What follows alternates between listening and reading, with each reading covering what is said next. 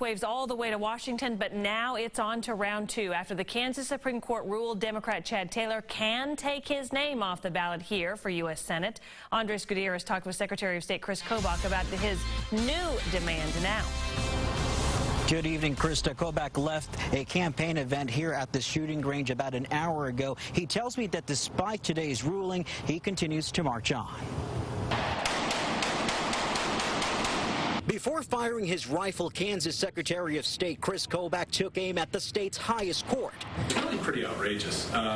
We've seen the Kansas Supreme Court do some pretty strange things, but this really takes the cake. The 7 justices wrote in their decision that Kobach is not in the position to refuse to remove Chad Taylor from the November ballot. It's a poor decision, but it is what the Supreme Court has decided, and they have the authority to interpret Kansas law, so now we move on. It began earlier this month when Shawnee County District Attorney Chad Taylor requested in a letter to withdraw from the Senate race. Kobach denied that request. He cited that state law requires candidates to specifically say why they're incapable of serving public office if they're elected.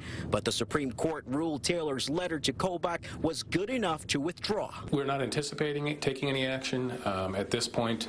I'm hoping that the Kansas Democrat Party follows the law. He's talking about KSA 253905 that states when a vacancy occurs after a primary election in a party candidacy, such vacancy shall be filled by the party committee. Kobach is giving the Democrats 8 days to choose a candidate.